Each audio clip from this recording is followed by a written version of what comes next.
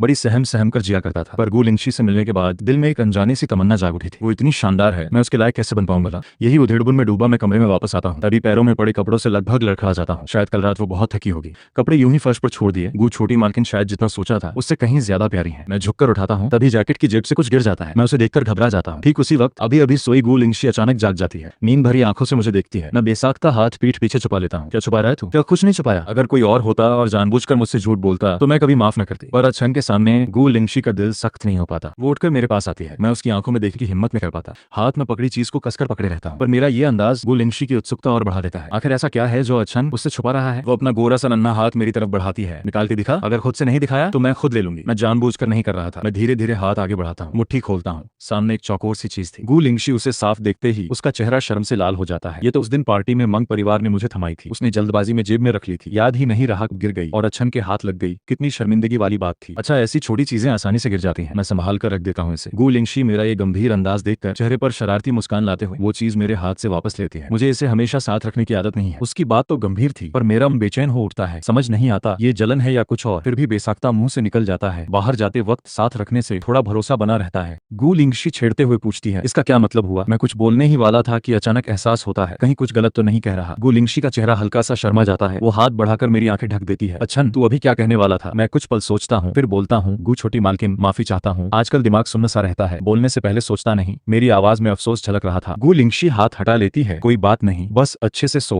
ताकत वापस आ जाएगी। वो मेरे सिर पर प्यार से हाथ फेरती है। इतना सोकर कहीं तू भोंदुआ बन जाए। फिर हल्के से हंस पड़ती है। नहीं बनूंगा, हम अच्छे से देखभाल करेंगे जब तक अच्छन के शरीर की गंदी ऊर्जा पूरी तरह साफ न हो जाए। मंग परिवार से कोई ताकतवर नुस्खा मंगवाते हैं। मैं दवा लगा देती हूँ। बुद्धू, मुझे तो कुछ सुनाई नहीं दिया। इतनी चोट लगी है, अगले कुछ दिन बाहर मत जाना, थोड़ा सहले। वो बड़े प्यार से मुझ पर दवा लगाती है। मेरी आंखें भीग सी जाती हैं। मैं धीरे से उठकर उसके कंधे से टिक जाता हूँ। क्या हुआ? लिंगशी, शुक्रिया तुम्हारा, तू बहुत अच्छा है, इसीलिए तेरे साथ इतना अच्छा व्यवहार करने लायक हूँ। अब सो जा, कल फिर बहुत काम है। गु लिंगशी की आंखों में एक पल के लिए तीखी सी चमक कौंधती है। मैं सिमटकर गहरी नींद में डूब जाता हूँ। मुझे गहरी नींद में जाता देख गु लिंगशी कपड़े पहनकर कमरे से निकल जाती है। छोटी मालकिन, निकल सकते हैं। रात गहरी हो चुकी थी। मेरे सपने में अंधेरा ही अंधेरा था। एक छोटा सा बच्चा कोने में सिमटा हुआ, डर से कांपता, जुबान से एक लफ्ज भी निकालने की हिम्मत नहीं कर पा रहा था। यह 8 साल की उम्र में मेरे साथ हुई तंगी और जुल्म की तस्वीर थी। उस औरत का चेहरा अब धुंधला पड़ चुका था, पर उसके बदन से आती वो डरावनी सी महक अब भी मुझे साफ याद थी। फोन की घंटी से मेरी नींद टूट जाती है। मैं झट से उठ बैठता हूँ, सीना पकड़कर तेज तेज सांसें लेने लगता हूँ। अच्छन, मैं भाग निकली। हा, अभी आती हूँ तुझसे मिलने। मैं कपड़े पहनकर दिए गए पते पर उस गली के बार में पहुंचता हूँ। ये असली बार है, नाबालिगों की एंट्री बंद है। माफ करना, मैं बालिग हूँ। मैं अपने कपड़ों पर नजर डालता हूँ। ये तो वही आउटफिट था जो गु लिंगशी ने मेरे लिए चुना था। इसे पहनकर बाहर आना कुछ ठीक नहीं लग रहा था। काश पहले पता होता कि सूजी मुझे ऐसी जगह बुलाएगी तो मरकर भी ऐसे कपड़े न पहनता।